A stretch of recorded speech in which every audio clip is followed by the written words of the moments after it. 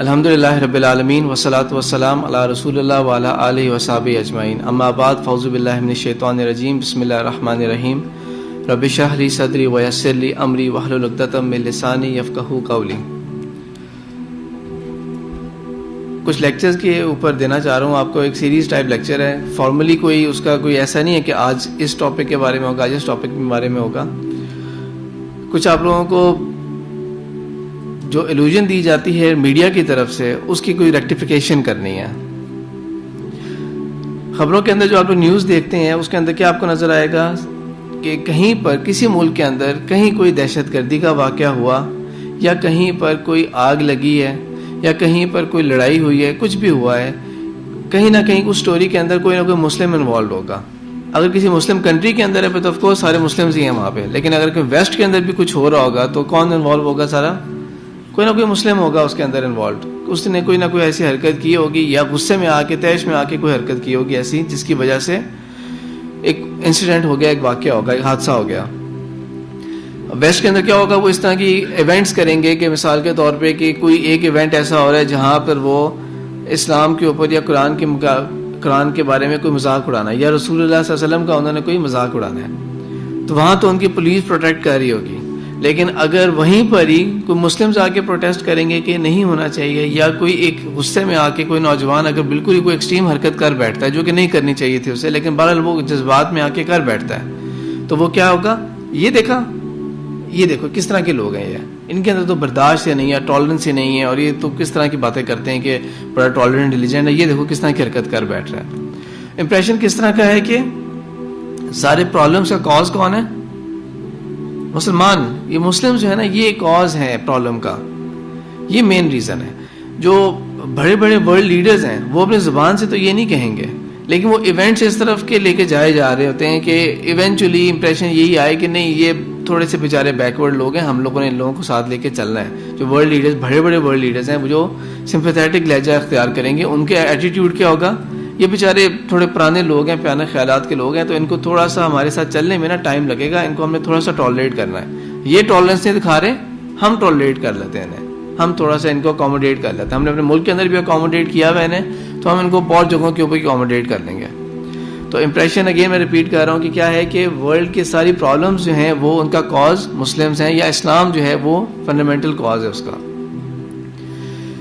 اور ایک خاص چیز جو اس ایجوکیشن سسٹم نے اچیو کی ہے وہ یہ ہے کہ ہمارے جتنے بھی مسلمز ہیں، چاہے وہ اولڈ ہیں یا چاہے وہ مڈل ایجز میں ہیں یا چاہے وہ ینگ ہیں، ان کو کچھ پاسٹ کے بارے میں زیادہ نہیں پتا، ہسٹری کے بارے میں زیادہ نہیں پتا، اور وہ ظاہر بات ہے جب ان کو پاسٹ اور ہسٹری کے بارے میں نہیں پتا تو اس لیے وہ پھر بہت زیادہ فرم یا بہت زیادہ کلیئر نہیں ہے اپنے پریزنٹ اور فیوچر کے بارے میں۔ آپ امیجن کریں ایک بندہ ایسا جس کی پرانی یاداشت کھو گئی ہے، اس کا حال کیسا ہوگا؟ ایک ایسا بندہ جو مرضی ایج ہو اس کا اگر پرانی یاداشت کھو گئی ہے، میموری لاس ہے اسے، تو پریزنٹ میں آپ کو کیسا نظر آئے گا؟ وہ کچھ آؤٹ پٹ دیں، آپ لوگ فیڈ بیک دیں۔ ہاں جی، اور بات چیت میں کیسا نظر آئے گا آپ کو؟ باڈی لینگویج کیسی نظر آئے گی آپ کو اس کی؟ اس کو بیچارے کے پاس کچھ کہنے کو ہی نہیں ہوگا، اس کو تو سمجھ نہیں لگ رہی ہو کہ میرے ساتھ دائیں بائیں ہو کیا رہا ہے۔ وہ تو خود، جو میں بات کر رہا ہوں نا کہ جس کو اپنے پاسٹ کے بارے میں نہ پتا ہو وہ کس قدر کنفیوزڈ انسان ہوگا، خود کتنا کنفیوزڈ ہوگا۔ باقی اس کے اوپر جتنا مرضی اس کو کنفیوز اور کیا جائے، لیکن وہ خود کتنا کنفیوزڈ ہوگا اگر اسے اپنے پاسٹ کے بارے میں نہیں پتا۔ تو یہی حال ایک ایسی نیشن کا بھی ہے، ایک ایسی امت کا بھی ہے کہ اگر اس کو بھی اپنے پاسٹ کے بارے میں نہیں پتا کہ پیچھے کیا ہو چکا ہے، کیا ہوتا آیا ہے، اور ہمارا پاسٹ، مسلمانوں کا پاسٹ کیسا گزرا ہوا ہے، اور جو ویسٹ ہمیں اس ٹائم بہت زیادہ ملائن کر رہا ہے اور ہمیں برا سمجھ رہا ہے، ہمیں ایسا ڈپکٹ کر رہا ہے کہ ایسے ہم بہت بیکورڈ ہیں، ان کا پاسٹ کیا گزرا ہوا ہے، تو ظاہری بات ہے کہ وہ پھر ایسا نوجوان یا ایسا شخص، ایسا مسلمان جو ہے وہ اپنے پریزنٹ کے اندر بھی بہت کلیئر نہیں ہوگا، بہت سالڈ نہیں ہوگا، اور فیوچر کے بارے میں تو بہت ہی اسکیپٹیکل ہوگا۔ پوائنٹ کلیئر ہو گیا میرا؟ تو اقبال نے بھی اس چیز کو بہت زیادہ ایمفیسائز کیا ہوا ہے کہ نوجوان جو ہیں وہ اس خاص طور پہ نوجوان اس چیز کے اوپر بہت زیادہ ہوں کہ ان کو اپنا پاسٹ کے بارے میں پتا ہو۔ ان کے جو بہت سارے اشعار ہیں نا وہ نہیں سمجھ آ سکتے جب تک کہ ہسٹری آپ نے نہ پڑھی ہو، ورنہ وہ واقعہ جس واقعے کو وہ ایک شعر کے اندر ٹچ کر رہے ہوتے ہیں نا وہ کچھ سمجھ نہیں لگے گا کہ اس واقعے کا بیک گراؤنڈ کیا تھا. تو ایک شعر ان کا ہے جو انہوں نے فرمایا ہوا ہے, کبھی اے نوجوان مسلم تدبر بھی کیا تو نے, وہ کیا گردون تھا جس کا تو ہے ایک ٹوٹا ہوا تارا. گردون کسے کہتے ہیں؟ گیلیکسی کو کہتے ہیں. تو وہ کس گیلیکسی کے تم ایک ٹوٹے ہوئے تارے ہو, جس سے الگ ہو گئے ہو تم نے کبھی غور بھی کیا اس چیز پہ؟ کہاں سے تم آئے تھے, تمہارا پاسٹ کیا تھا, اس چیز کے اوپر کبھی غور کرو. تو اس چیز کی طرف تھوڑے سے میں آپ لوگوں کو اشارے دوں گا. یہ تو ممکن ہی نہیں ہے کہ اسلامک ہسٹری جو ہے وہ پڑھائی جا سکے ڈیلی 1.5 گھنٹے یا 2 گھنٹے کے لیکچر میں, یا ایک ہفتے کے اندر یا مہینے کے اندر. یہ تو ممکن ہی نہیں ہے کہ اسلامک ہسٹری کو اس طرح سے پڑھایا جا سکے. البتہ یہ ہے کہ اس میں سے کچھ تھوڑے تھوڑے واقعات جو ہیں وہ لیے جا سکتے ہیں کہ ہاں یہ بھی ایک واقعہ ہوا تھا ہمارے مسلمز کا. ویسٹ جو سب سے زیادہ جو دوسری ورلڈ کے اوپر تھرڈ ورلڈ کنٹریز, اور اس کے اندر آف کورس وہ مسلمز کو بھی کاؤنٹ کرتا ہے. جب اس کیٹیگری کے اندر تھرڈ ورلڈ کنٹریز کاؤنٹ کیے جاتے ہیں پالیٹکس کے پوائنٹ آف ویو سے, جب تھرڈ ورلڈ کنٹریز کو کاؤنٹ کیا جاتا ہے تو عرب اسٹیٹس بھی شامل ہیں اس میں. چاہے جی ڈی پی ان کا جتنا مرضی ہائی جا رہا ہے یا جو مرضی ان کے ہاں اکانومی کا حال ہے جتنی مرضی گروم کر رہی ہے وہ, چاہے وہ یو اے ای ہو, ایمریٹس ہو, دبئی ہو, چاہے وہ سعودیہ ہو, قطر ہو, دوحہ, یہ ملک ہو, لیکن جب وہ پالیٹکس کے پوائنٹ آف ویو سے بات کرتے ہیں تو تھرڈ ورلڈ کنٹریز میں یہ کنٹریز بھی شامل ہیں. کیوں؟ کیونکہ ان کنٹریز کے اندر کیا پولیٹیکل سسٹم کیا ہے؟ کنگڈم ہے نا, بادشاہت ہے. یہ ان تمام کے اندر بادشاہت ہے. تو یہ تو پرانا سسٹم ہوتا تھا نا کہ اگر ایک بندہ مر گیا ہے, باپ مر گیا, تو اس کے بیٹے میں سے کوئی ایک بنے گا اس کا جانشین. ڈزنٹ میٹر کہ وہ کوالیفائی کرتا ہے کہ نہیں کرتا, اس کی کوئی اپنی کوئی کوالیفیکیشن ہے کہ نہیں, اس کا اپنا کوئی انٹلیکٹ ہے کہ نہیں ہے, لیکن وہ ہی بنے گا بادشاہ کیونکہ وہ اس کا بیٹا ہے. تو ایک کیٹیگری یہ ہے. اور ایک اور کیٹیگری کیا ہے جو پاکستان ٹائپ کنٹریز کی ہے کہ جو ڈیموکریسی کے راستے پہ چلنا چاہ رہے ہیں لیکن کس طرح چل رہے ہیں, ہر کچھ عرصے بعد کو ہو جاتا ہے, یہ سسٹم ڈیریل ہو جائے گا, فوج آ جائے گی یا کوئی اور پارٹی آ جائے گی. جو اپوزیشن میں ہوں گے وہ ہمیشہ سڑکوں کے اوپر ہوں گے, ہمیشہ احتجاج کر رہے ہوں کس طرح سے یہ گورنمنٹ ڈوبے ختم ہو. جو گورنمنٹ میں ہوں گے وہ کس طرح گورنمنٹ کو رن کر رہے ہوں گے, کرپشن کے سکینڈلز ہوں گے ان کے اوپر, زیادتی کے سکینڈلز ہوں گے, انصاف کے جو تقاضے ہیں, جوڈیشل سسٹم جتنا بھی ہے اس کو ملائن کرتے ہیں, وہ اپنے انٹرسٹ میں یوز کرتے ہیں. اس طرح کی ڈیموکریسی چل رہی ہوگی, چاہے وہ پاکستان ہو, چاہے وہ بنگلہ دیش ہو, چاہے ایسی جتنی مرضی کنٹریز ہوں جو ڈیموکریسی کے راستے پہ چل رہی ہوتی ہیں. تو یہ سب کے سب کیا ہے؟ تھرڈ ورلڈ کنٹریز ہیں. پولیٹکس کے پوائنٹ آف ویو سے ساری کی ساری تھرڈ ورلڈ کنٹریز ہیں. یہ جو یورپ کی جتنی بھی کنٹریز ہیں, چاہے وہ جرمنی ہو, فرانس ہو, انگلینڈ ہو, یہ جتنی بھی کنٹریز ہیں جو زیادہ لیڈ کر رہی ہوتی ہیں, زیادہ جو بیانات دے رہی ہوتی ہیں اور زیادہ اس طرح فیل کراتی ہیں کہ ایز ایف کہ ہم جو ہیں وہ رول ماڈلز ہیں, لک اپون اس, ہماری طرف دیکھو اور اس طرح کا تم اڈاپٹ کرنے کی کوشش کرو. تو ان کنٹریز کے بارے میں اول تو یہ کنٹریز کوئی بہت پرانی نہیں ہے. یہ کنٹریز تب پہلے اگر آپ پرانے میپس دیکھیں, یہ کنٹریز ساری ایک بہت بڑا کنگڈم ہوتا تھا. کوئی نام پتہ ہے کیا نام تھا اس کنگڈم کا, جو یورپ میں بھی تھا, افریقہ میں بھی تھا اور مڈل ایسٹ کی طرف بھی تھا؟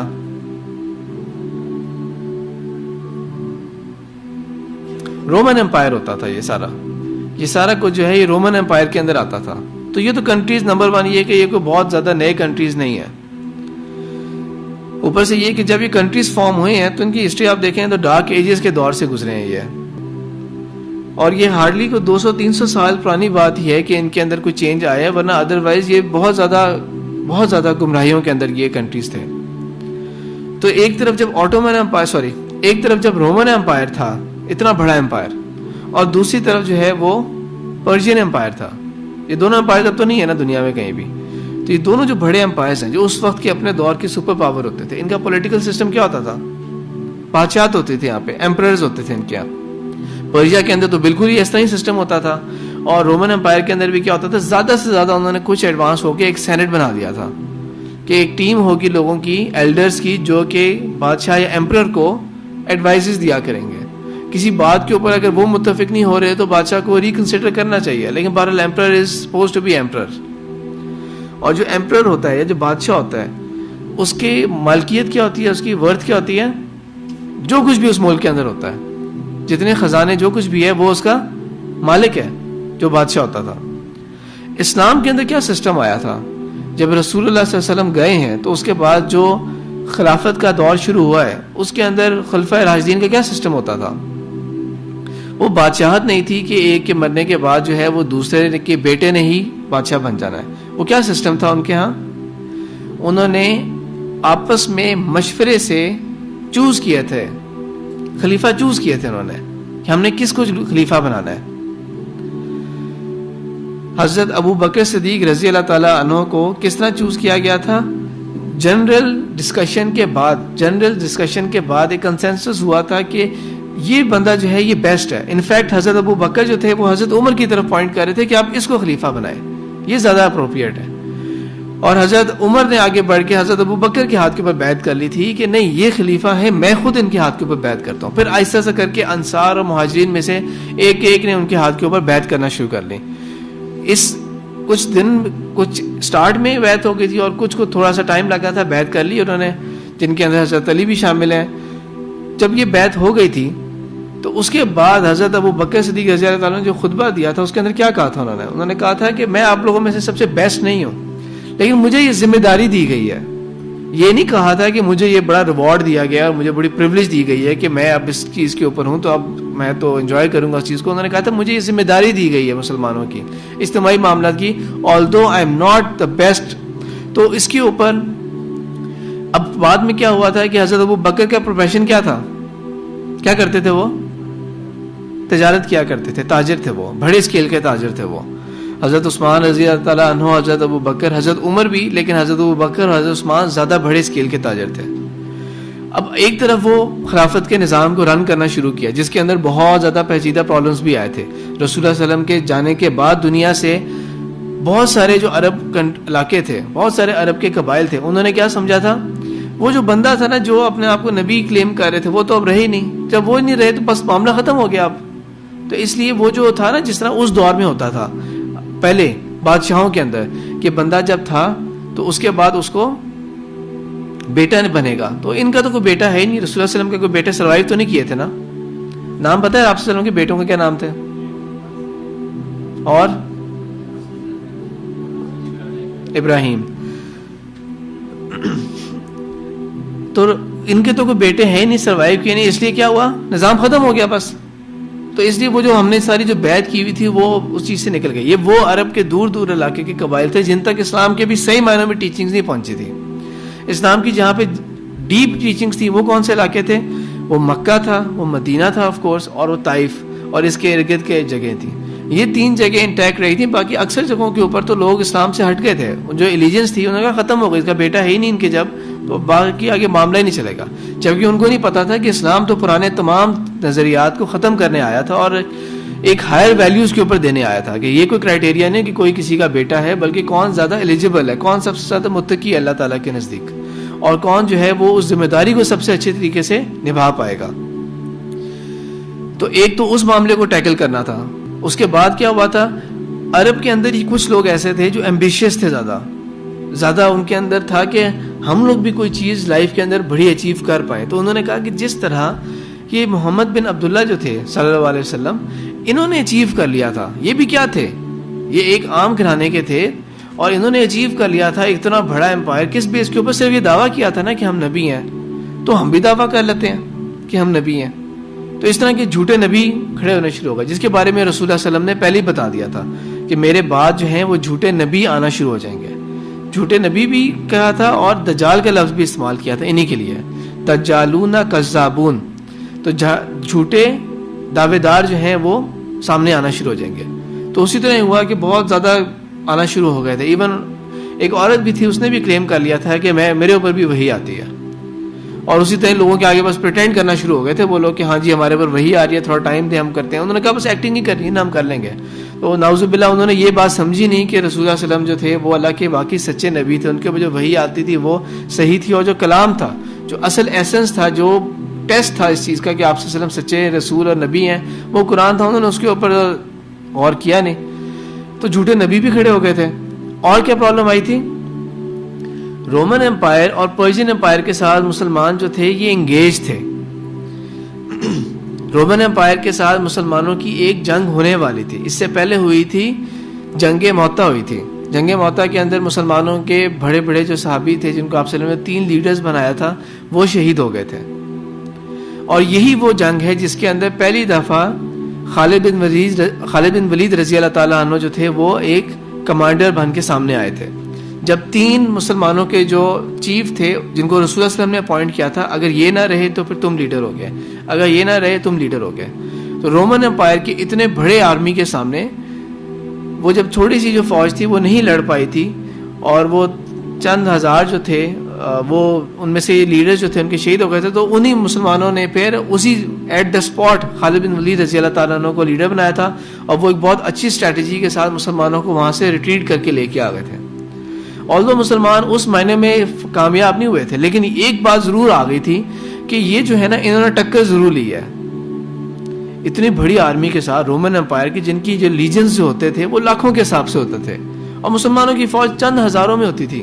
مسلمانوں کا سب سے بڑا لشکر جو بنا تھا وہ کون سا بنا تھا؟ یہ جب ہم لوگوں نے مسلمانوں نے مکہ فتح کیا تھا کہ عرب جو تھے مکہ کے وہ اوور ویلم ہو گئے تھے, تو وہ 10,000 کی فوج آئی تھی مسلمانوں کی. تو یہاں پر تو لاکھوں کے حساب سے ہوتے تھے, رومن لیجنز جو تھے 2-2 لاکھ کے لیجنز ہوتے تھے. ان کے پھر بھی ان کے مقابلے میں ٹکر لے لی, ورنہ عام حالات میں کیا ہوتا, چھوٹی فوج ویسے بھاگ جاتی دیکھ کے. انہوں پھر بھی لڑے ہیں تو ایک لیگیسی رہی تھی کہ ہاں یہ پھر بھی لڑ کے گئے ہیں یہ ان سے. اور ساتھ ہی آپ صلی اللہ علیہ وسلم نے ریکاؤنٹ کیا تھا اس چیز کو کہ اب ہم لوگ جائیں گے دوسری جنگ کے لیے رومنز کے ساتھ. جنگ موتا کے ریونج کیا تھا, مسلمان کیا کس جنگ کے لیے سامنے آئے تھے؟ بہت مشہور ہے جو بہت دور تک گئے تھے, تبوک, غزوہ تبوک ہوئی تھی. غزوہ تبوک کے اندر رومن سامنے نہیں آئے تھے لڑنے کے لیے. کیوں نہیں آئے تھے سامنے؟ واقعہ پتہ ہے؟ ریزن پتہ ہے اس کا؟ رومنز کیوں نہیں سامنے آئے تھے لڑنے کے لیے جبکہ ابھی بھی وہ لاکھوں کے حساب سے تھے, اور مسلمان ابھی بھی لاکھوں میں نہیں تھے, ابھی بھی ہزاروں میں ہی تھے صرف. اس کی وجہ یہ تھی کہ ہیریکلیس جو تھا, یا عربی کی کتابوں میں ہرکل, جو بیزنٹائن امپائر کا کنگ تھا. رومن امپائر بہت بڑا تھا سائز کے اندر, تو جو اس کا ویسٹرن امپائر تھا وہ علیحدہ رول کیا جاتا تھا, اور جو ایسٹرن امپائر تھا اس کو بیزنٹائن امپائر بولتے تھے, وہ علیحدہ رول کیا جاتا تھا. بیزنٹائن امپائر کا جو کنگ تھا, ایمپرر تھا, اس کا نام ہیریکلیس تھا. ہرکل عربی کی کتابوں کے اندر یا حدیث کے اندر ہرکل آتا ہے. تو اس کے نزدیک جو تھا وہ رسول اللہ صلی اللہ علیہ وسلم کو مانتا تھا کہ اللہ کے رسول ہیں, واقعی ہیں, لیکن اپنے پولیٹیکل ریزنز کی وجہ سے وہ مانتا نہیں تھا, کیونکہ اگر ماننا پڑے, اوپنلی ماننا پڑ جاتا اسے, تو کیا کرنا پڑتا؟ وہ ظاہری بات ہے اس کے لوگ اس کو ٹریزن کے کیس سے مار ڈالتے, یا تو وہ بھاگ جاتا وہاں سے. لیکن اگر بھاگ کے مسلمانوں کی طرف بھی آتا تو ایز نارمل مسلمان ہی ہوتا, کیونکہ مسلمانوں کے اندر کوئی ہائر لوور رینکس تو نہیں ہوتے نا, جس طرح کہ رسول اللہ صلی اللہ علیہ وسلم جو تھے. اب ایک طرف ہم دعا کرتے ہیں نا آپ صلی اللہ علیہ وسلم کے بارے میں, وصلی اللہ تعالیٰ علی خیر خلق ہی, بہترین کریشن جو ہے اللہ تعالیٰ کی وہ رسول اللہ صلی اللہ علیہ وسلم ہے. لیکن ساتھ احادیث اگر آپ لوگ پڑھیں گے تو احادیث کے اندر کیا ہوتا ہے کہ ایک عربی شخص آئے, ایک بدو شخص آئے مسلمانوں کے پاس. پہلی دفعہ وہ مدینہ میں آئے اور انہوں نے آ کے دیکھا کہ مسلمان کچھ لوگ بیٹھے ہوئے, آ کے انہوں نے سوال پوچھا, آپ میں سے محمد کون ہے صلی اللہ علیہ وسلم. یہ جو سوال ہے, آگے جو بھی حدیث ہوتی تھی بے شمار حدیثوں میں اس طرح, لیکن یہ جو ان کا سوال ہوتا تھا کرنا, اس سے کچھ پتہ ہے کیا ظاہر ہوتا ہے؟ آگے وہ پوچھ رہے ہیں کہ آپ میں سے محمد کون ہے, تو اس سے کیا ظاہر ہوتا ہے؟ ہاں جی بالکل, اس سے یہ ظاہر ہوتا ہے کہ جو مسلمانوں کے جو ہیڈ ہیں, جو مسلم اسلامک اسٹیٹ کے جو امیر ہیں, وہ اتنے سمپل تھے کہ ان کو دیکھ کے آئیڈیا بھی نہیں ہوتا تھا کہ ان میں سے کون ہے جو اللہ کے رسول ہو سکتے ہیں. نہ تو ان کا ڈریس اپ کوئی اتنا سمپل, کوئی اتنا وہ ہوتا تھا ایکسٹرا آرڈنری ہوتا تھا کہ کوئی اسپیشل قسم کا گاؤن پہنا ہوگا اوپر, یا کوٹ ہوگا, یا امامہ ان کا کوئی ایسا ڈفرینٹ ہوتا تھا. اتنے سمپل تھے کہ عام آدمی کو پتہ بھی نہیں لگتا تھا. اور صرف ڈریسنگ کے اندر سمپلسٹی نہیں, بلکہ اور کس چیز میں سمپلسٹی تھی؟ رسول اللہ صلی اللہ علیہ وسلم کے بیٹھنے میں بھی سمپلسٹی تھی. یہ نہیں کہ ایک وہ اونچی چیئر پہ بیٹھے ہوئے اور باقی سب جو ہوں گے وہ نچلی چیئر پہ بیٹھے ہوں گے. جس طرح کہ ایک کمپنی کا ایک ہیڈ بھی ہوتا ہے, ایک سی او بھی ہوتا ہے, جب وہ ایک کانفرنس میٹنگ میں بیٹھے ہوتے ہیں تو آپ دیکھیں جو لیڈ کر رہا ہوتا ہے اس کی چیئر ہمیشہ ایک بڑی سی ہوتی ہے, آرمز اس کے بڑے ہوں گے یا اس کے جو شولڈرز ہوں گے وہ زیادہ اونچے ہوتے ہیں. تو اس طرح کا بھی کوئی معاملہ نہیں تھا. اس قدر سمپلسٹی تھی اس کے اندر, اس معاملے میں اس قدر سمپلسٹی تھی. تو اگر ہرکل کو یہ ہوتا کہ میں وہاں پہ آ جاؤں گا, تو اس کو تو بالکل ہی سمپل ہو کے رہنا پڑنا تھا. وہ سارے جو بادشاہت کے اندر رہ رہا تھا وہ سب کو چھوڑنا پڑتا. تو for many reasons, for political reason, economic reasons, وہ اس نے نہیں اس کو آپٹ کیا. کیا پتا اس کی فیملی بھی اس کو ڈسون کر دیتی, اس لیے اس نے سوشل ریزنس کی وجہ سے بھی آپٹ نہیں کیا اس نے. تو وہ سامنے نہیں آیا. رسول اللہ صلی اللہ علیہ وسلم جب آئے تھے غزوہ تبوک کے اندر تو وہ سامنے ہی نہیں آئے لڑنے کے لیے. بعد میں مسلمانوں کے اس چیز کا بہت فائدہ ہوا تھا کہ اس بارڈرنگ علاقہ جو تھا جتنا بھی بارڈرنگ علاقہ تھا مسلمانوں کا اس کے ساتھ، رومن امپائر کے ساتھ، ان سب کے اندر جو ہے نا ایک مسلمانوں کا ٹیکا بیٹھ گیا تھا کہ ان سے تو رومنز ڈرتے ہیں کہ سامنے نہیں آئے. تو بعد میں رسول اللہ صلی اللہ علیہ وسلم نے کیا ارادہ کیا تھا کہ رسول اللہ صلی اللہ علیہ وسلم کے منہ بولے بیٹے تھے زید بن حارثہ، وہ شہید ہوئے تھے اس غزوہ کے اندر، جس جنگ کے اندر، جنگ موطا کے اندر وہ شہید ہوئے تھے. تو ان کے بیٹے تھے اسامہ بن زید. تو رسول اللہ صلی اللہ علیہ وسلم نے ان کو لیڈر بنا کے، بالکل ینگ سے لڑکے تھے، ان کو لیڈر بنا کے تیار کیا تھا کہ یہ جائیں گے. تو اسی وقت رسول اللہ صلی اللہ علیہ وسلم کا وصال کا وقت آ گیا تھا. تو ایک اور پرابلم یہ بھی آ گئی تھی کہ جب پورا عرب ہی تقریباً مرتد ہو گیا ہے، اسلام سے پھر گیا ہے، پھر جھوٹے نبی بھی آ گئے ہیں، تو بجائے ایک تو یہ کہ اسلام کو چھوڑ دیا، دوسرا یہ کہ اپنے اپنے علاقوں کے اندر انہوں نے ایک پاکٹس بن گئے ہیں ریزسٹنس کے، اور دوسرا یہ کہ وہاں پر رومن امپائر بھی آ رہا ہے. تو اب کیا کیا جائے؟ تو حضرت ابو بکر نے یہ فیصلہ یہ بھی کیا تھا کہ نہیں، مسلمان جو ہیں وہ یہ جو فوج ہے مسلمانوں کی، یہ جائے گی وہاں تک. اور یہ گئے بھی تھے، دوبارہ گئے وہاں پہ بارڈر تک، دوبارہ پہنچے، تو وہ اس سارے علاقے کے اندر دوبارہ ایک ٹیکا بیٹھ گیا مسلمانوں کا کہ نہیں، رسول اللہ صلی اللہ علیہ وسلم کے دنیا سے جانے کے بعد ان کی طاقت میں کوئی کمی نہیں آئی، ان کے عزم میں کوئی کمی نہیں آئی. پھر ایک اور بھی کیا پرابلم آ گئی تھی، فیس ہو رہی تھی کہ مسلمانوں کی یا جو اسلامک اسٹیٹ کی جو ریٹ ہوتی ہے، ریٹ کسے کہتے ہیں؟ رول آف لا، جو کہ اس ٹائم مثال کے طور پہ ہمارے ملک کے اندر کافی حد تک مس ہوتا جا رہا ہے، کافی حد تک کم نظر آ رہا ہے. ٹیکس، اتنا ٹیکس دینا ہے، ٹیکس کوئی دے ہی نہیں رہا. 19 کروڑ کی آبادی ہے، ٹیکس مشکل سے 9 لاکھ بھی نہیں دے رہے لوگ. تو 19 کروڑ میں سے جتنے ٹیکس دے سکتے ہیں، چلیں آپ 10 کروڑ نکال دیں، 9 کروڑ تو ہوں گے، مزید نکال دیں آپ 4 کروڑ تو ہوں گے جو ٹیکس دے سکتے ہیں. ٹیکس دے نہیں رہے، لیکن پھر بھی ان کا بزنس چل رہا ہے، کام چل رہا ہے. اور جو بندہ شرافت کے اندر آ کے ٹیکس دے رہا ہے، بس وہی پھنسا ہوا ہے اس کے اندر، ٹیکس کے نظام کے اندر. گورنمنٹ چاہے بھی، گورنمنٹ اگر کرنا بھی چاہے تو گورنمنٹ کی کوئی سن ہی نہیں رہا، کوئی ریٹ ہی نہیں ہے. شام کے جب ہو جاتی ہے تو آپ کو پتا ہے کہ جی ٹی روڈ یا جو بڑی بڑی جو ہائی ویز وغیرہ ہوتی ہیں، یہ ابینڈن ہو جاتی ہیں، بالکل ڈیزرٹیڈ ہو جاتی ہیں. کیوں؟ کیونکہ رات کے وقت جو ہے وہ سیکورٹی میک شور نہیں ہے کہ راستے کے اندر کوئی لوٹ لیا جائے، کوئی چوری ہو جائے، کچھ ہو جائے، تو کوئی شور نہیں ہے. جب یہ موٹر وے بنی تھی، موٹر وے کب بنی تھی؟ ہاں جی، میں خیال میں 97-98 کی بات ہے، میں خیال میں 97 میں شاید انہوں نے کو لانچ کیا تھا. تو موٹر وے جب بنی تھی تب شروع میں کیا ہونا شروع ہوا تھا؟ جو ٹول پلازے ہوتے ہیں ان کے بازار ہی بات ہے، ٹیکس جمع ہو رہا ہوتا ہے، ٹول ٹیکس، پیسے جمع ہو رہے ہوتے ہیں. تو وہاں پہ بھی جو ارد گرد کے جو گاؤں وغیرہ ہوتے تھے وہ بھی ڈاکہ مار دیا کرتے تھے. یہ زیادہ آسان جگہ ہے، ایک تو ہمیں پتہ ہے کہ ادھر ہی بیٹھے ہوئے ہیں وہ بیچارے، ڈاکہ ماریں گے، اور وہاں درازے بھی پتہ ہے کون سی درازوں میں پیسے ہوتے ہیں، ہم نکال کے لے آئیں گے ان کو. وہ بعد میں جا کے پھر فوج کو بھی ڈپلوائے کیا گیا تھا وہاں پہ کہ FWO کے انڈر جو ہے نا یہ اس کی سیکورٹی بھی آئے گی. تو گورنمنٹ کی ریٹ جس طرح نہیں ہے، تو اسی طرح ہی اس وقت خلافت کے دور کو چیلنج کرنے کے لیے ایک ریٹ کے اوپر بھی ایک چیلنج آیا تھا کہ لوگوں نے یہ کہہ دیا کہ جو سینٹرلائز سسٹم ہے زکوٰۃ کلیکشن کا، ہم نہیں زکوٰۃ دیں گے، ہم زکوٰۃ خود ہی مینیج کر لیں گے، ہمارے علاقے کی زکوٰۃ ہے ہم خود مینیج کر لیں گے، ہم خود ہی کر لیں گے. انہوں نے یہ ڈینائی نہیں کیا تھا کہ ہم زکوٰۃ نہیں دیں گے. کیا ڈینائی کیا تھا؟ خود ہم مینیج کریں گے، ہم کلیکٹ بھی خود ہی کریں گے، ہم ڈسٹریبیوٹ بھی کریں گے، آپ لوگوں کو ٹینشن لینے کی ضرورت نہیں ہے. تو یہ بھی اسلامک اسٹیٹ کی ریٹ کے خلاف تھا یہ چیز. تو کیا میک شور کیا تھا حضرت ابو بکر نے کہ نہیں، انہوں نے یہ کہا تھا کہ اگر کوئی اونٹ دیتا تھا زکوٰۃ میں، اگر جس طرح آپ کو پتا ہے کہ اگر کسی بندہ جو ہے اس کا لائف سٹاک ہے، لائف سٹاک کسے کہتے ہیں؟ مویشی جانور جو ہوتے ہیں، ٹھیک ہے، بکریاں ہو گئی، اونٹ ہو گئے، گائے بھینسیں ہو گئی، ان کے حساب سے جو زکوٰۃ ہوتی ہے اس کا ایک ڈفرینٹ کیلکولیشن ہوتی ہے. ظاہر بات ہے وہ 2.5% کے حساب سے پروفٹ نہیں ہوتا، تو وہ جانوروں کا ایک حساب ہوتا ہے. اگر اتنے جانور ہیں تو یہ ایک جانور ایسا دینا ہے، اگر اتنے جانور ہیں تو ایک جانور یا اتنے جانور ایسے دینے ہیں. تو اس کے اوپر جو کیلکولیشن تھی اس کے حساب سے حضرت ابو بکر نے کہا تھا اگر کوئی اونٹ دے دیتا تھا، اور اب بھی وہ اونٹ دے رہا ہے لیکن اس کو باندھنے والی رسی نہیں دے رہا، صرف اتنی بھی اگر وہ کمی کرے گا تو تب بھی میں ان کے خلاف جہاد کروں گا. تو نو کمپرومائز آن پرنسپلز، اس کی بیس کے اوپر خلافت کا نظام سٹارٹ ہوا تھا. حضرت ابو بکر کیا تھے؟ تاجر تھے. اب تجارت کے پوائنٹ آف ویو سے ظاہری بات ہے کہ ایک تاجر، ایک بزنس مین جو ہے، اس نے اپنے بزنس کو رن بھی کرنا ہے، اسے لوک آفٹر بھی کرنا ہے.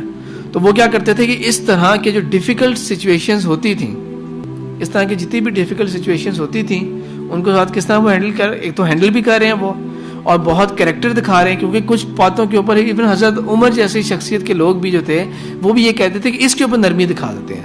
جیسے حضرت ابو بکر نے حضرت عمر نے کس چیز کے اوپر نرمی کا کہا تھا؟ حضرت عمر نے کہا تھا کہ ہم زکوٰۃ کے معاملے میں نا ہم کچھ نرمی دکھا دیتے ہیں کہ اس کو ہم بعد میں لیٹر آن ٹیکل کر لیں گے, پہلے دوسرے مسائل حل ہو جائیں. تو حضرت ابو بکر جو تھے وہ بہت حد تک ڈیسیجن میکنگ کے اندر وہ بہت اسٹرانگلی خود مینیج کر رہے تھے کہ نہیں ہم نے یہ کرنا ہے. پلس انہوں نے اپنا بزنس بھی مینیج کرنا ہوتا تھا.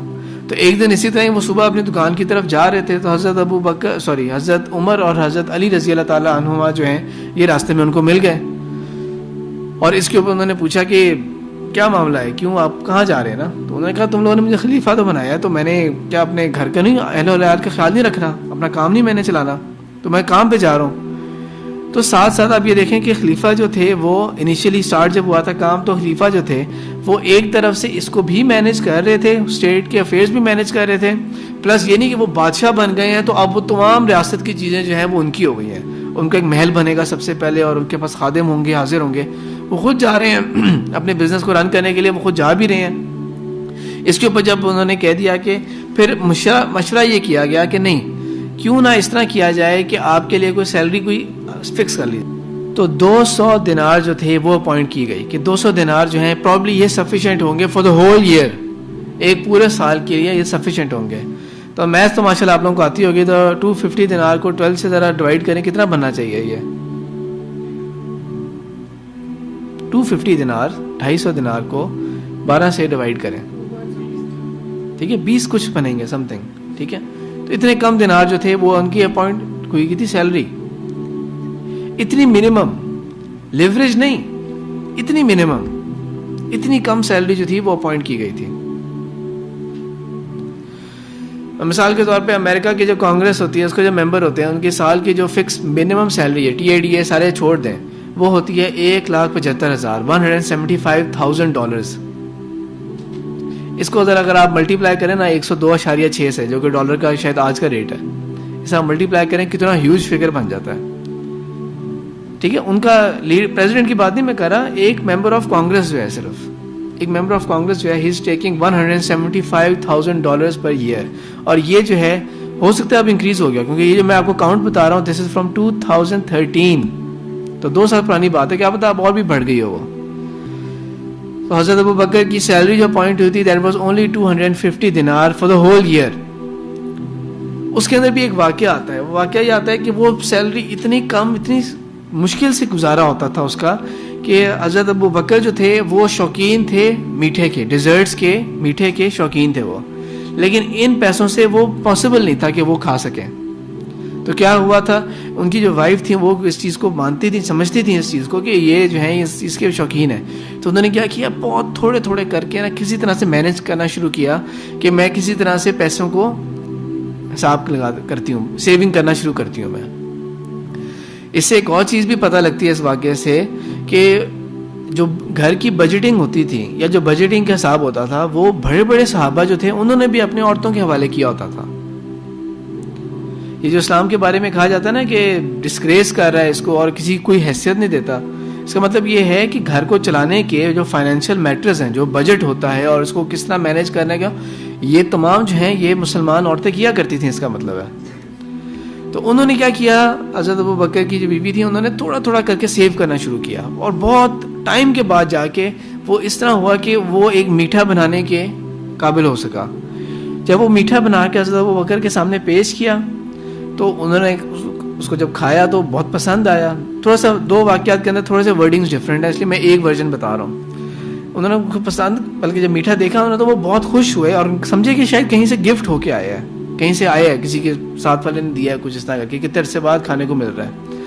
یہ کس کی بات ہو رہی ہے, اگین خلیفہ کی بات ہو رہی ہے, جو ہیڈ آف اسٹیٹ ہیں, جو امیر المومنین ہیں, ان کے گھر کی بات ہو رہی ہے یہ.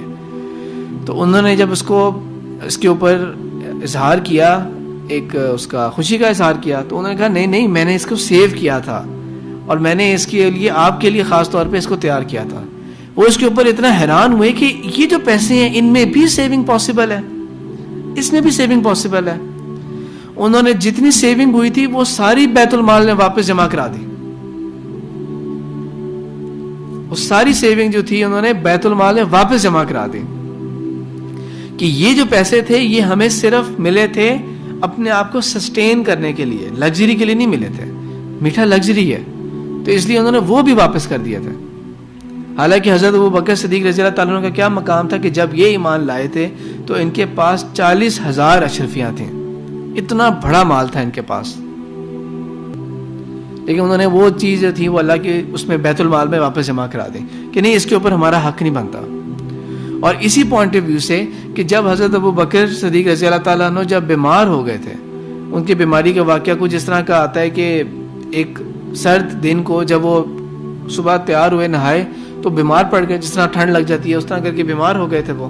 لیکن وہ بیماری جو تھی وہ پرولونگ کرتی رہی کہ ایونچولی وہ ریلائز کر لیا انہوں نے کہ شاید یہ میرے موت کا وقت آ گیا، تو مرض الموت میں مبتلا ہوں، ایسے مرض میں مبتلا ہوں، ایسے بیماری میں مبتلا ہوں جو مجھے موت تک لے جائے گی. تو انہوں نے بیفور ٹائم انہوں نے پھر مشورہ کرنا شروع کیا صحابہ کے ساتھ کہ کس کو خلیفہ بنایا جائے گا میرے بعد. تو انہی چیزوں میں سے ایک چیز یہ بھی شامل تھی کہ انہوں نے اپنے ایسٹس جتنے بھی تھے کہ میرے گھر کی ملکیت یا میرے کوئی جانور ہیں یا میرے پاس کوئی زمین ہے جو غزوات یا جنگوں کے اندر ہم نے حاصل کی تھی یا انہوں نے خود ارن کیا تھا، ان کے جو بزنس کے اندر اگر کوئی چیزیں تھیں ایسی، کیلکولیٹ کرو کہ جب سے میں خلیفہ بناؤں تب سے لے کے اب تک میں نے بیت المال میں سے کتنا مال لیا ہے. جب وہ کیلکولیٹ کیا گیا تھا تو انہوں نے کہہ دیا یہ تمام چیزیں جو ہیں یہ میرے مال میں سے یہ بیت المال میں واپس ڈال دو. اس کے اوپر حضرت عمر نے یہ کہا تھا کہ آپ نے اتنا ہائی سٹینڈرڈ سیٹ کر دیا ہے کہ پتہ نہیں آپ کے بعد میں آنے والے جو ہیں ان کے لیے کتنا مشکل ہوگا اس سٹینڈرڈ کو میٹ کرنا. تو ابھی جو ہم لوگ باہر کی اور اپنے ملک کے اندر حساب دیکھتے ہیں کہ یہ جو آئیڈیا تھا، جب پوری دنیا کے اندر بادشاہت تھی، پوری دنیا کے اندر بادشاہ ہوتے تھے اور وہ انہوں نے عوام کو کچھ بھی نہیں سمجھا ہوتا تھا کہ یہ تو ان کی کوئی حیثیت نہیں ہے. ان کے بڑے بڑے محل ہوا کرتے تھے، محل کے ارد گرد مسلسل جو ہے وہ چوکیدار ہوا کرتے تھے. عوام سے ان کا اتنا بھی کانٹیکٹ نہیں ہوتا تھا کہ ان کو پتہ لگے عوام کے کیا حالات ہوتے تھے کہ وہ بھاری بھاری ٹیکس ڈالا کرتے تھے عوام کے اوپر. جس طرح کہ کنگ جان جو تھا انگلینڈ کا، اس نے اپنے عوام کے اوپر اتنے زیادہ ٹیکس ڈالے ہوتے تھے کہ ویلفیئر کے لیے کیا کیا جاتا تھا، اسی کے ایک زمانے کے فوج کے اندر ایک جو سپاہی تھا، آرچر تھا، جو تیر انداز تھا، وہ بعد میں جو پھر آؤٹ لا ہو کے اس نے پھر کیا کرنا شروع کیا تھا، ڈاکے ڈالنا شروع کر دیے تھے بادشاہ کے محل میں تاکہ غریبوں کو سسٹین کیا جا سکے. کیا نام ہے اس کا؟ Robin Hood. تو رابن ہوڈ بنے کہ ان کے معاملات یہ ہیں کہ ان کے بادشاہ اس طرح کی زندگی گزارا کرتے تھے کہ ناجائز ٹیکس اس طرح کے لیا کرتے تھے کہ اس کے بیسس کے اوپر وہ پھر عوام کو ایکسپلائٹ کرتے تھے، خود اپنے عیشیوں کے اندر رہا کرتے تھے. یہ ان کے ملک کے اندر حالات ہوتے تھے. ان کے ملک کے اندر، ان کے علاقوں کے اندر ریلیجن کے کیا حالات ہوتے تھے کہ آپ اگر اس یورپ کی کنٹریز کے اندر آ رہے ہیں جن کا ریلیجن کیتھولک کرسچنز ہیں، وہ تو وہ کیا کریں گے، کیتھولک چرچ کو وہ انہوں نے ایک طرح کا ٹیکس دینا ہوتا تھا، چرچ کو ٹیکس جاتا تھا. مسلمانوں کے اندر تو کبھی بھی یہ نہیں ہوا کہ مساجد کے اندر زکوٰۃ جائے گی. مساجد کو تو زکوٰۃ نہیں لگتی، وہ تو ضرورت مند لوگوں کو لگتی ہے، مسجدوں کو تو زکوٰۃ نہیں لگتی. تو جو ان کے ہاں ہوتا آیا ہے وہی بات ہے کہ اگر ہمارے لوگ، ہمارے نوجوان جو ہیں وہ اپنے پاسٹ کو جانیں گے نا تو وہ اچھی طرح سمجھ لیں گے کہ یہ جو جتنا بھی میڈیا پروپیگنڈا دکھاتا ہے نا، ان کی بات ان کے منہ پہ ماری جا سکتی ہے کہ ہمارے پاس جو ہے ہمارا ہیریٹیج اور ہے، آپ ہمارے لیے رول ماڈل نہیں ہیں، ہمارے لیے رول ماڈل کوئی اور لوگ تھے. اسی طرح جب حضرت عمر رضی اللہ تعالیٰ عنہ جو نیکسٹ خلیفہ بنے تھے، حضرت عمر کس طرح خلیفہ بنے تھے، حضرت ابو بکر نے ریکمینڈ کیا تھا کہ ان کو خلیفہ بنایا جائے گا، اور صحابہ میں سے کچھ تھے جنہوں نے اس کے اوپر آبجیکٹ کیا تھا. آبجیکٹ اس سینس میں نہیں کہ یہ زیادتی ہے، ظلم ہے، اس طرح کے آبجیکٹ اس سینس میں کیا تھا کہ حضرت عمر کی جو پرسنالٹی ہے وہ زیادہ سخت بیت کے ہیں. تو ایسا نہ ہو کہ عوام جو ہے، جو لوگ ہیں، جو رعایا ہیں، وہ اس چیز کے اوپر پریشان ہو جائیں اور مشکل ہو جائے. تو انہوں نے کہا تھا کہ نہیں، حضرت عمر جو ہیں تقوی اور الہیت میں ان کا میچ کوئی نہیں ہے. بلکہ حضرت عثمان نے جب ان سے مشورہ مانگا گیا تھا تو حضرت عثمان نے کیا کہا تھا حضرت عمر کے بارے میں کہ ان کا جو ظاہر ہے وہ باطن سے زیادہ برا ہے. کہنے کا مطلب یہ ہے کہ اگر ان کے اندر کوئی کمی کوتاہی ہے نا تو وہ ظاہر میں ہے. ان کی پرسنالٹی ایسی ہے کہ یہ ان کے جو کچھ بھی ان کے اندر ہے نا، اگر سختی ہے تو وہ نظر آ رہی ہے. ایسا نہیں ہے کہ کوئی ہڈن کوئی ایسی چیزیں ہیں جو دل کے اندر کچھ ہے اور سامنے بندہ کچھ اور ہے. تو جب اقتدار آئے گا تب بندہ وہ خراب ہو جائے گا. مثال کے طور پہ یہ کہ میں اور آپ روڈ پہ کہیں جا رہے تھے، پتہ لگا روٹ لگا ہوا ہے، وہ کیا پرابلم ہے، اور روٹ میں کبھی کوئی ہمارے فورسز کے کوئی چیف جا رہے ہیں یا کوئی منسٹر جا رہے ہیں یا کوئی پرائم منسٹر یا پریزیڈنٹ جا رہے ہیں یا کوئی باہر کے کوئی فارنر آئے ہیں اور ان کے لیے روٹ لگا ہوا ہے. تو ہم لوگ ظاہری بات ہے کہ تنگ آتے ہیں اس چیز سے, برا بھلا کہتے ہیں, ہر طرح سے کرپ کرتے ہیں کہ یہ دیکھو یہ کس طرح کے ہمارے لیڈرز ہیں کہ یہ انہوں نے عوام کو تنگ کر کے رکھا ہوا ہے, اس طرح کے جملے بولتے ہیں نا سارے. لیکن ہوگا کیا کہ اگر بالفرض آپ کا کوئی رشتہ دار پرائم منسٹر کچھ ہی لگ جاتا ہے, یا آپ خود آگے جا کے لگ جاتے ہیں, اور آپ نے اپنا تزکیہ اگر نہیں کیا ہوا, تو یہ حرکت آپ نہیں کریں گے, کریں گے نا آپ بھی ہے. آپ نارمل فلائٹس پہ جانا چاہیں گے, یا آپ کہیں گے میرے لیے الگ چارٹرڈ فلائٹ ہو, جو ڈیڈیکیٹڈ میری فلائٹ ہوتی ہے وہی ہو میری, اور جو پرائم منسٹر ہاؤس کے جو مسلسل دن رات جو اے سی چل رہے ہوتے ہیں, یا جو کھانے پینے کے جو بڑے بڑے جو ان کے کورسز چل رہے ہوتے ہیں, کھانے پینے کی ٹیبل کے اوپر لیوشنگ قسم کا کھانا ہوتا ہے, جو وہ اگر تزکیہ نہ کیا اپنا, تو ہم بھی تو یہی کریں گے نا, یہی کریں گے نا. جب آپ شادی پہ جاتے ہیں, کسی شادی پہ, تو کس طرح کھانا کھاتے ہیں؟ مفت کھانا جب ملتا ہے تو ہم کیا کرتے ہیں؟ تو ہم بھی یہ کام نہیں کریں گے جب وہاں پہ ہمیں مفت کھانا مل رہا ہوگا. اگر تزکیہ نہ کیا تو یہ کام نہیں کریں گے کیا؟ آف کورس یہ کریں گے, آف کورس یہ کریں گے, کیونکہ لیکچر دے دینا بہت آسان ہے, لیکچر سن لینا بہت آسان ہے, باتوں کو نوٹ کر لینا آسان ہے, اور اس کے مطابق زندگی گزارنا یہی اصل چیز ہے. اسی لیے اللہ تعالیٰ نے کیا چیز کاؤنٹ کرنی ہے؟ ہمارے اعمال کاؤنٹ کرنے ہیں, صرف ہماری وہ نہیں کاؤنٹ کرنی کہ ہم نے کہا کیا تھا, کتنی اچھی اچھی باتیں بولی تھیں. اعمال کاؤنٹ کرنے ہیں کہ عمل کتنا کیا اس کے مطابق. تو حضرت عثمان نے یہ مشورہ دے دیا تھا کہ نہیں, جو ان کا ہے نا ظاہر ہے, بس کوئی اگر برائی تھی تو ظاہر میں ان کے نظر آ رہی ہے, ان کا باطن بالکل جو ہے وہ پاک ہے, بالکل صاف ہے. حضرت ابو بکر نے اس بات کے اوپر رہے تھے, جو چند صحابہ تھے صرف جنہوں نے آبجیکٹ کیا تھا کہ حضرت عمر جو ہے وہ پرابلی اچھی چوائس نہیں ہوں گے, لیکن انہوں نے یہ بھی نہیں کہا تھا کہ میں بنتا ہوں یا مجھے بنائے. تو انہوں نے حضرت ابو بکر نے کہا تھا کہ جب ذمہ داری پڑے گی تو یہ بالکل ٹھیک ہو جائیں گے, نرم ہو جائیں گے, جو سختی نظر آتی ہے نا بظاہر وہ ختم ہو جائے گی. اور بالکل ایسے ہوا تھا کہ جب ان کے اوپر وہ ذمہ داری پڑی تھی تو وہ سختی جو تھی بظاہر وہ نرم پڑ گئی تھی. ابھی کیا ہوتا ہے ہمارے ہاں, کوئی ڈیر کر سکتا ہے کہ کبھی کوئی بالفرض یہ کہ آپ ایک گیدرنگ میں بیٹھے ہوئے ہیں, ویسے تو ڈبل سٹینڈرڈز ہیں ہمارے لیڈرز کے بھی اور ہمارے بھی. بالفرض یہ کہ اگر ہم لوگ اس طرح کی گیدرنگ میں بیٹھے ہوئے ہیں تو ہم لوگ کیا کریں گے؟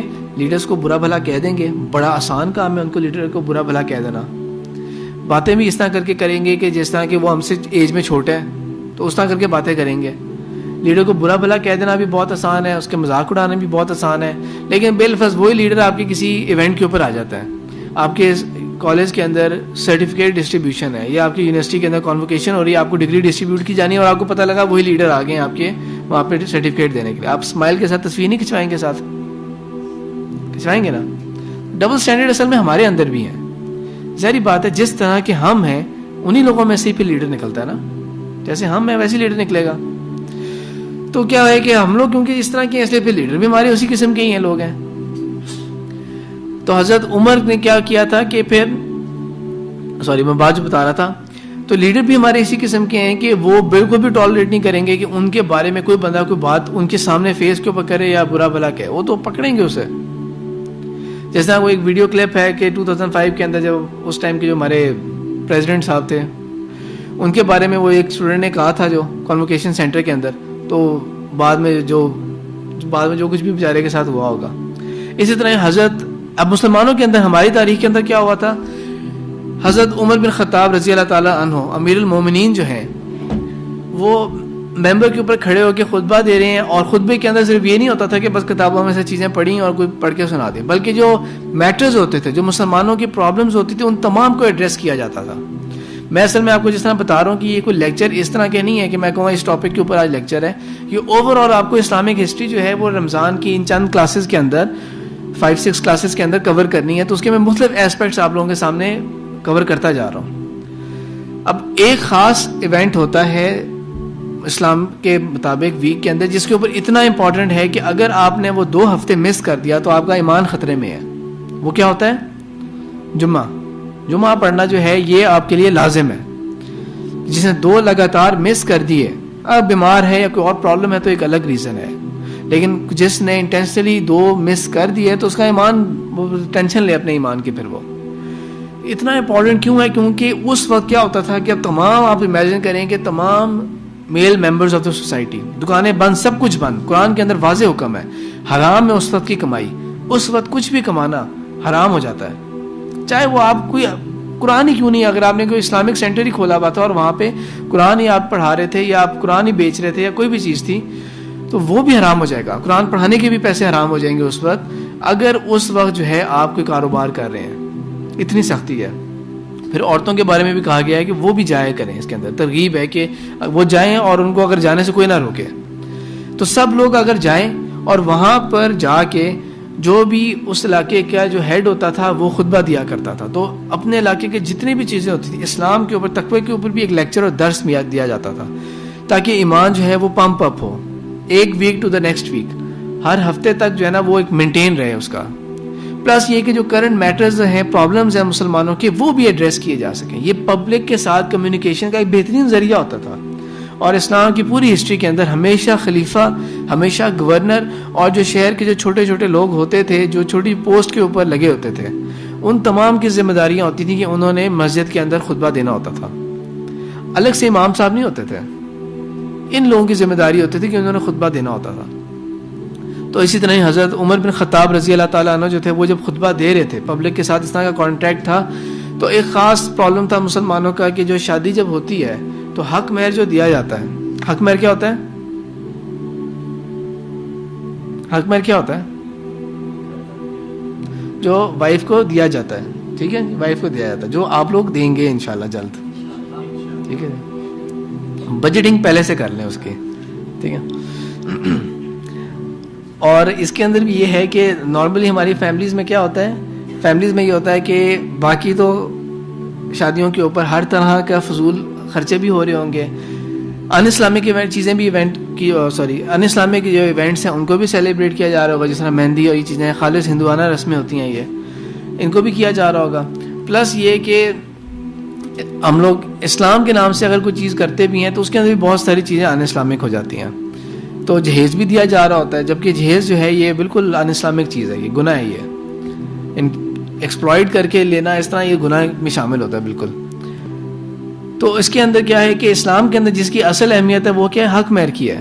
حق مہر کی اصل اہمیت ہے. اور ہم لوگ ایگزیکٹلی کیا کرتے ہیں سوسائٹی کے اندر, ایک کامن چیز کیا ہوتی ہے سوسائٹی کے اندر, حق مہر کیا ہے, ایک 32.5 روپے کا بھی حق مہر ہوتا ہے, جو کہ آپ پروڈیوس بھی نہیں کر سکتے. اب 32.5 روپے کس طرح کریں گے آپ, اب تو 50 پیسہ کا کوائن بھی نہیں ایگزسٹ کرتا کافی سال سے, کس طرح پروڈیوس کریں گے. اور 32.5 روپے میں تو آئس کریم بھی نہیں آئے گی, وہ بیچاری کیا کرے گی اس 32.5 روپے کا. تو جی ہاں جی بالکل 33 کرنے چلے, ٹھیک ہے. حق مہر کا سمپل سا رول یہ ہوتا ہے جو لڑکی کے لیے acceptable who as a gift اور لڑکے کے لیے افورڈیبل ہو. یہ بھی نہیں کہ وہ ایسی فرمائش ہو جائے کہ پھر آپ اپنی شکل دیکھتے رہ جائیں شیشے میں. تو وہ ایک ایسی چیز ہوتی ہے جو لڑکی کے لیے acceptable who as a gift اور لڑکے کے لیے افورڈیبل ہو. تو ہمارے یہاں کیا ہوتا ہے, پیرنٹس جو ہوتے ہیں دونوں کے وہی پوچھ لیتے ہیں جی حق میں نہیں, ہم لوگ تو حق میں نہیں رکھتے, بس سادگی سے جو بھی آپ 5-10 ہزار دینا چاہتے ہیں وہ اس طرح کر لیں, کچھ اس طرح کر کے کام چلا. حالانکہ نہ آپ کو ملنا ہے نہ آپ نے دینا ہے, نہ لڑکے کے ماں باپ ہے نہ انہوں نے دینا ہے حق مہر, نہ لڑکی کے ماں باپ ہے نہ ان کو ملنا ہے. یہ لڑکے کی طرف سے لڑکی کو دیا جائے گا اور انسٹنٹ دیا جائے گا, ٹھیک ہے جی. تو اس موضوع کے اوپر حضرت عمر بن خطاب رضی اللہ تعالیٰ عنہ جو تھے وہ خطبہ دے رہے تھے. اور خطبے کے اندر کیونکہ اس دور کے اندر کیا ہوا تھا کہ حق مہر جنرلی بہت زیادہ ہونا شروع ہو گیا تھا, اس کا جو اماؤنٹ تھی, جو ڈیمانڈ ہوتی ہے وہ بہت زیادہ ہونی شروع ہو گئی تھی. تو انہوں نے اس کو ایک بار لگا دی تھی کہ بس اس سے زیادہ نہ ہو. انہوں نے خطبہ دیا, خطبہ دے کے ابھی اترے اور ساتھ ہی جنا راستے میں ایک عورت نے, بڑی ایج کی عورت نے ان کو روک کے ڈانٹ کے کہا کہ جس چیز کے اوپر اللہ اور اللہ کے رسول نے ہمیں فری ول دیا ہوا ہے, ہمیں پورا اقتدار دیا ہوا ہے, تو آپ کون ہوتے ہیں کہ ہمیں اس چیز کے اوپر قید کرنے والے ہیں. اب امیر المومنین کے راستے میں چلتے ہوئے ابھی وہ خطبہ دیا, تمام عوام آئی ہوئی ہے, ایک بوڑھی عورت نے اس طرح انسلٹ کر دیا, تو کتنا غصہ چڑھنا چاہیے اور کتنا اس کے ساتھ پنشمنٹ ہونی چاہیے. تو حضرت عمر نے کیا کیا, لیکن انہوں نے اپنا فیصلہ انڈو کیا, اس کے اوپر اللہ کا شکر ادا کیا اور اس کے اوپر رو پڑے کہ حضرت عمر جیسے شخص کو بھی اللہ کا شکر ادا کیا کہ میرے جیسے شخص کے اوپر بھی اس قوم کے اندر, اس امت کے اندر لوگ ہیں جو اس طرح اپنا حق لے سکتے ہیں. پھر حضرت عمر کا اور کیا معمول ہوتا تھا, جو کہ سوال ہی نہیں پیدا ہوتا کہ دنیا کا کوئی لیڈر کر سکے, کہ وہ رات کے وقت گشت پہ ہوتے تھے. وہ رات کے وقت وہ گشت پہ ہوتے تھے, اپنی آئیڈینٹی چھپا کے یہ نہیں کہ جی امیر المومنین گشت پہ ہیں, سارے روٹ لگا ہوئے بند ہو جائیں سارے, تو ایسا نہیں, بلکہ وہ کیا کرتے تھے, وہ اپنی آئیڈینٹی چھپا کے گشت پہ ہویا کرتے تھے, اور اپنے گورنرز کو بھی اسی قسم کا حکم دیا ہوتا تھا تاکہ وہ روٹ سے پرابلمز جان سکیں, ایگزیکٹلی ان کو پتہ لگ سکے. تو مثال کے طور پہ ایک واقعہ کیا ہوا تھا, ایک واقعہ یہ ہوا تھا کہ ان کو گھر سے رونے کی آواز آئی بچوں کی, معلوم کیا کہ کیا ہوا کیا ہے, تو جو عورت تھی وہ کہہ رہی تھی کہ بچوں کو کھلانے کے لیے کچھ بھی نہیں ہے ہمارے پاس, اور امیر المومنین کہہ دیا ہمارا جو امیر المومنین اس کو کسی کی پرواہ نہیں ہے کہ ہم لوگوں کا اس کے رایا جو ہے وہ کس حال میں ہے. تو حضرت عمر نے کیا کیا تھا, گئے تھے بیت المال سے راشن کی بوری اپنے اوپر رکھی, خادم نے کہا میں رکھ کے لے کے جاتا ہوں. تو ظاہری بات ہے کہ آج کل بھی اگر کوئی بندہ نیکی کا کام کرتا ہے تو کیا کر رہے ہوتے ہیں, جیسا ٹی وی کے اندر تصویر کھنچوانی ہوتی ہے کہ ہم رمضان راشن ڈسٹریبیوٹ کر رہے ہیں, تو نیچے سے کسی اور بندے کو ہوگا اٹھا کے رکھو صحیح طرح سے, اوپر سے بس کونا پکڑا ہوگا بوری کا اور تقسیم کر رہے ہیں اس طرح کے, تاکہ ہماری فوٹوگرافی ہوتی رہے اس کے اندر اچھی طرح سے. اور پتہ نہیں کتنے ہیلی پیڈز بنائے گئے ہیں تاکہ یہ رمضان راشن کے لیے ہم جا کے چھاپا مار سکیں. تو نظر آ رہا ہوگا جب ہیلی کاپٹر پہ آ رہا ہے بندہ کہ یہ کچھ چھاپا ہوا ہے, یہ کوئی ہیلی کاپٹر پہ اگر آ رہا ہے تو چھاپا ہوگا یہ کوئی. ظاہری بات ہے چھلانگ تو نہیں مارنی نا ہیلی کاپٹر سے, ہیلی کاپٹر نیچے اترے گا, وہ آرام سے اتریں گے کیونکہ بال بھی خراب نہ ہو, تو اس لیے تھوڑا دیر سے آرام سے آئیں گے وہ. تو اس کے اوپر کیا کیا انہوں نے, اپنے خادم سے کہا کہ یہ میری ذمہ داری ہے, یہ میرا بوجھ ہے, یہ میں ہی اٹھاؤں گا. وہ لے کے گئے وہاں پہ جا کے دیا, یہ نہیں دے کے آ گیا بس یہ تم جانا تمہارا کام جا رہا ہے. میک شور کیا کہ کھانا بنایا جائے, ہیلپ کیا اس عورت کو کھانا بنانے میں, اور اس عورت نے جاتے ہوئے کہہ دیا, خواہش کا اظہار کیا کہ کتنے اچھے ہو, کاش تم ہمارے امیر ہوتے ہیں. اور یہ میں تب بھی یہ نہیں کہا کہ میں ہی ہوں امیر آپ کا, تب بھی یہ نہیں کہا. کیوں نہیں کہا, کوئی ریزن بتائیں اس کا, آپ کو ذہن میں کیا بات آتی ہے, کیوں نہیں کہا؟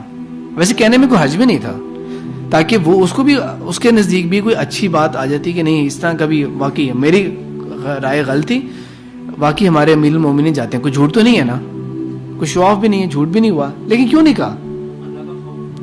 کیونکہ سارا عمل جو ہوتا تھا وہ ہوتا ہی صرف اور صرف اللہ کے لیے تھا. سارا عمل جو ہوتا تھا, جو کچھ بھی کرنا ہے آپ نے, وہ سب کچھ اللہ کے لیے ہوتا تھا. تو اللہ نے تو دیکھ لیا, اللہ کو تو پتہ لگ گیا کہ انہوں نے عمل کیا تھا. کوئی اس طرح کی کوئی یہ نہیں ہوتی تھی کہ عوام کے اندر ہمارے کوئی بڑے بڑے پوسٹر لگے ہوں کہ آج خوش آمدید ہو رہی ہے اور فلانا ہو رہا ہے. اللہ کے لیے تھا, اللہ کو پتہ لگ گیا بس. تو یہ سٹینڈرڈ جو تھا مثال کے طور پہ, یہ کوئی کر کے دکھائے, کسی ملک کا بندہ کوئی کر کے دکھائے, یہ چیز کوئی ڈیر کر کے دکھائے.